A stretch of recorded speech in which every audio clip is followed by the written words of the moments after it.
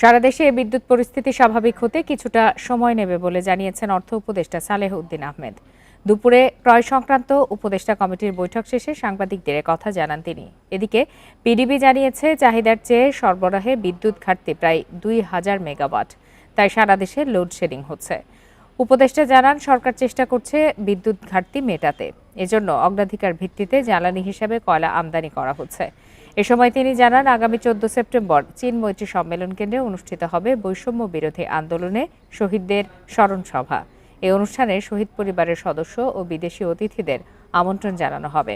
অনুষ্ঠানের ব্যয় প্রায় ৫ কোটি টাকা এবং এই সংক্রান্ত ক্রয় সংক্রান্ত উপদেষ্টা পরিষদের সভায় অনুমোদন দেওয়া হয়েছে বলেও জানান অর্থ উপদেষ্টা।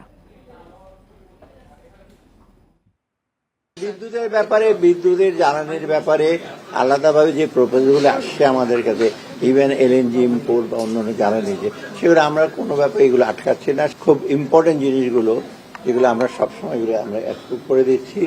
আমাদের যতই ইচ্ছা হোক, ফরেন কনস্ট্যান্ট থাকুক, আমরা এগুলো দ্রুত যেন এগুলো পারচেজ করা হয়। এ বিষয়ে আরো বিস্তারিত জানাতে এই মুহূর্তে সচিবালয় থেকে যোগ দিয়েছেন সহকর্মী হাসিফ মাহমুদ শাহ। হাসিফ মাহমুদ শাহ, আজ তো সচিবালয়ের অর্থ উপদেষ্টা সাংবাদিকদের সঙ্গে কথা বলেছেন, তার কিছু অংশ আমরা দেখাচ্ছিলামও। তিনি আর কি কি জানিয়েছেন বিস্তারিত জানাবেন।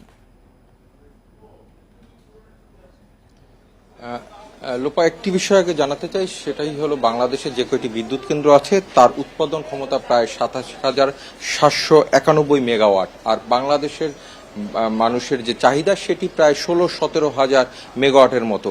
কিন্তু গতকালকের যে তথ্য পিডিবির সূত্রে আমরা জানতে পেরেছি সেটি হলো যে চাহিদা আছে, চাহিদার বিপরীতে অন্তত ২,০০০ মেগাওয়াট উৎপাদন কম হয়েছে। ঢাকার বাইরে প্রায় ৮-১০ ঘন্টার লোডশেডিং এবং ঢাকার মধ্যে 1-2 ঘন্টা করে লোডশেডিং কিন্তু চলমান রয়েছে।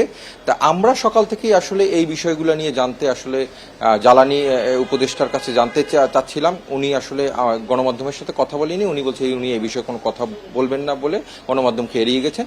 পরবর্তীতে ক্রয় সংক্রান্ত মন্ত্রিসভা কমিটির বৈঠক শেষে আমরা অর্থ উপদেষ্টার কাছে জানতে চেয়েছিলাম যে আসলে বিদ্যুতের বিষয়ে সরকারের কি ভাবনা। উনি সেটি নিশ্চিত করেছেন যে সরকারের অগ্রাধিকারের ভিত্তিতে এই বিষয়টি কি তারা দেখছেন এবং জ্বালানির জন্য যে ধরনের অর্থ ছাড়ের প্রয়োজন সেটি সরকার দেওয়ার জন্য প্রস্তুত রয়েছেন বলে আমাদেরকে জানিয়েছেন।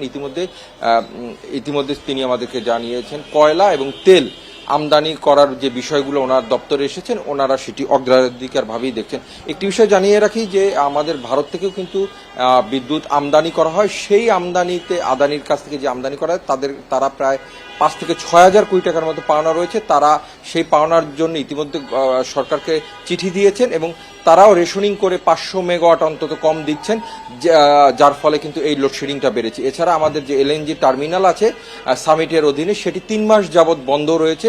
সেক্ষেত্রে গ্যাস ভিত্তিক যে বিদ্যুৎ কেন্দ্রগুলো রয়েছে সেগুলো কিন্তু পরিপূর্ণভাবে উৎপাদনে যেতে পারছে না। আরেকটি বিষয় হলো আমাদের সক্ষমতা থাকা সত্ত্বেও কিন্তু আমরা উৎপাদন করতে পারছি না। বাড়তি এই যে সক্ষমতার থাকার কারণে আমাদের এই যে ক্যাপাসিটি চার্জ সেটি সরকারকে কিন্তু বাড়তিভাবে বহন করতে হচ্ছে। সেক্ষেত্রে অনেকেই বিশেষজ্ঞরা বলছেন আমরা যদি সক্ষমতা এতদূর না নিয়ে আমরা যে পরিমাণ আমাদের চাহিদা সেই পরিমাণ যদি উৎপাদন করতাম তাহলে দেখা যেত এই বাড়তি এই বিদ্যুৎ কেন্দ্র যেটি রয়েছে প্রায় ১,০০০ মেগাওয়াটের ২৭,০০০ আর ১৭,০০০ মেগাওয়াট, ১০,০০০ মেগাওয়াটের যে বাড়তি উৎপাদন ক্ষমতা আমাদের রয়েছে সেটির ক্যাপাসিটি চার্জের যে ভর্তুকি আমরা দিচ্ছি সেটি দিয়ে আসলে এই ঘাটতিটা মেটানো সম্ভব ছিল বলে বিশেষজ্ঞরা বলছেন। আর এই আশা করা যাচ্ছে, অর্থ উপদেষ্টা আমাদের আশ্বাস করছেন যে শিগগিরই এই সমস্যা আস্তে আস্তে কেটে যাবে বলে আমাদের আশা প্রকাশ করেছেন। লোপা, সচিবালয় থেকে জানাচ্ছিলেন সহকর্মী হাসিফ মাহমুদ শাহ।